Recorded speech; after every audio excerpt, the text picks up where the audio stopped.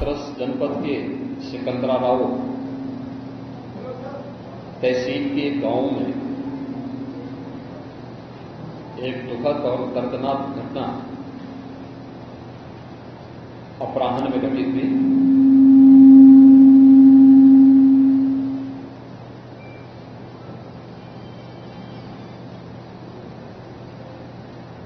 इस पूरी घटना के तह तक जाने के लिए शासन स्तर पर हम लोगों ने कल भी जो व्यवस्था बनाई थी, लेकिन प्रथम दृष्टया हम लोगों का यह था कि पहले राहत और बचाव के कार्य को आगे बढ़ाया जाए।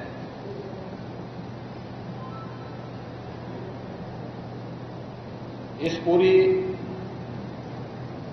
जो अभी हादसा है, इस हादसे में 121 श्रद्धालुओं की मृत्यु हुई, जो उत्तर प्रदेश के साथ साथ हरियाणा, राजस्थान और मध्य प्रदेश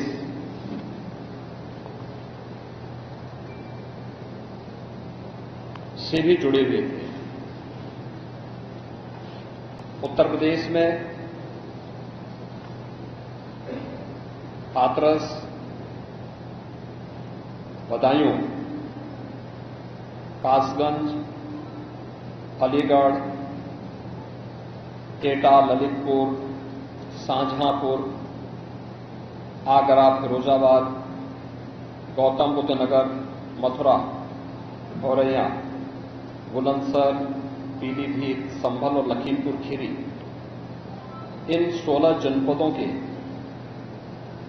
भी कुछ श्रद्धालु जन थे जो इस हादसे के शिकार हुए हैं।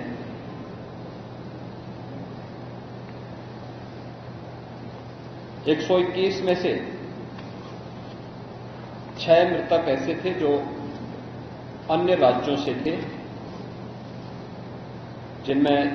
ग्वालियर मध्य प्रदेश से 1 थे, हरियाणा से 4 थे और राजस्थान से 1 थे।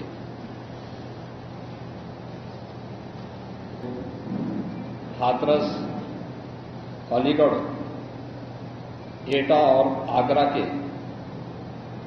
हॉस्पिटल में जिनका उपचार चल रहा है और उसमें लगभग सभी आउट ऑफ डेंजर है।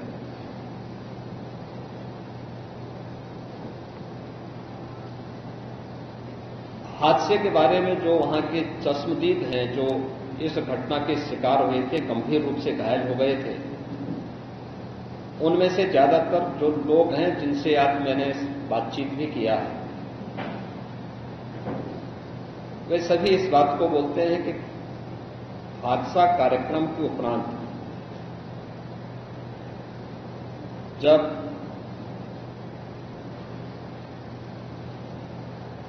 इस कार्यक्रम में जो सज्जन वहां पर अपना उपदेश देने के लिए आए थे, उनका कार्यक्रम या उनकी कथा संपन्न हुई तो कथावाचक के मंच से उतरने के बाद जीटी रोड में जैसे ही उनका काफिला आया था तो उन्हें छूने के लिए जब महिलाओं का एक दल उधर बढ़ा तो उनके पीछे पीछे भीड़ गई और इसी के बाद वे एक दूसरे के ऊपर चढ़ते गए। सेवादार भी लोगों को धक्का देते रहे, जिसके कारण दोनों ओर, जीटी रोड के दोनों ओर और जीटी रोड के अंदर भी ये सब हादसा वहां पर होता हुआ दिखाई दिया। इसका सबसे दुखद पहलू यह था कि इस प्रकार के आयोजन में जो सेवादार प्रशासन को अंदर घुसने नहीं देते, दुर्घटना होने के तत्काल बाद या दुर्घटना के दौरान प्रारंभिक रूप में इन्होंने पहले वहां पर इस मामले को दबाने का प्रयास किया, लेकिन जब उन्हें प्रशासन ने हॉस्पिटल ले जाने की कार्रवाई प्रारंभ की तो इनमें ज्यादातर सेवादार वहां से भाग गए। इस पूरी घटनाक्रम के लिए हम लोगों ने एडीजी आगरा की अध्यक्षता में एक एसआईटी गठित की है, जिसने अपनी प्रारंभिक रिपोर्ट दी है और इस घटना की तह में जाने के लिए उनसे कहा गया है। बहुत सारे ऐसे पहलू हैं जिन पर जांच होनी बहुत आवश्यक है। अब तक प्रथम दृष्टिया जो थी हमारी कार्रवाई ये थी कि राहत और बचाव के कार्य को आगे बढ़ाने के बाद आयोजकों को पूछताछ के लिए बुलाना, घटना के बारे में, हादसे के कारणों के बारे में उनसे भी पूछताछ करना और फिर घटना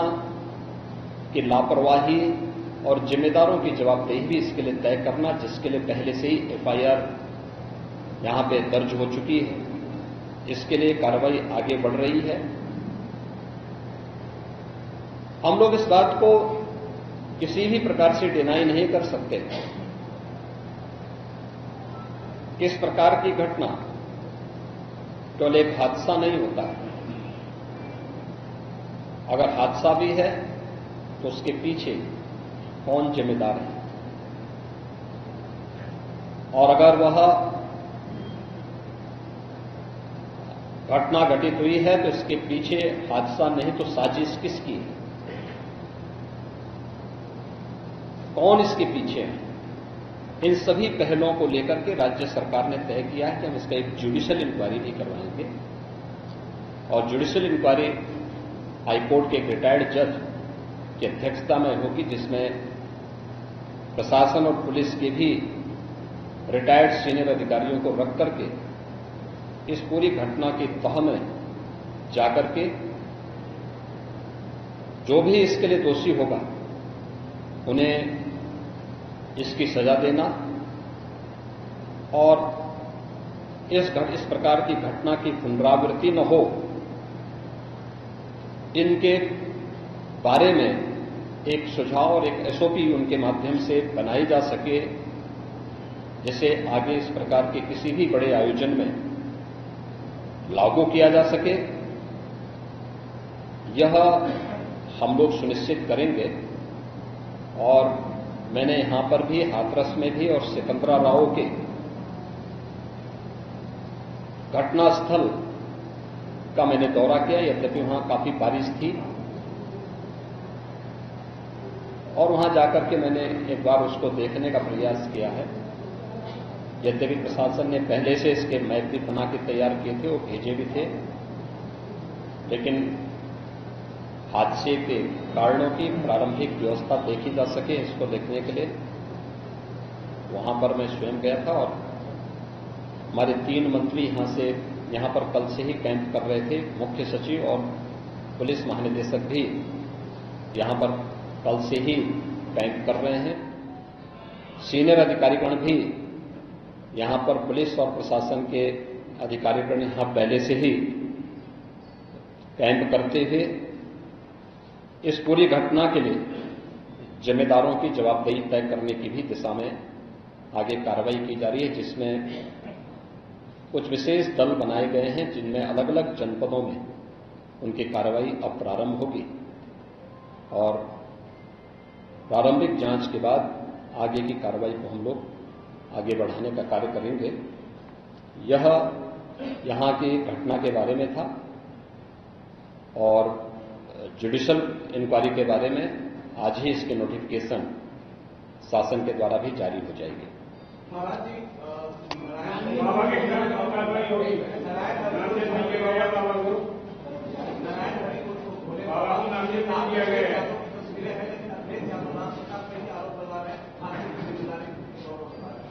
देखिए, कुछ लोगों की एक प्रवृत्ति होती है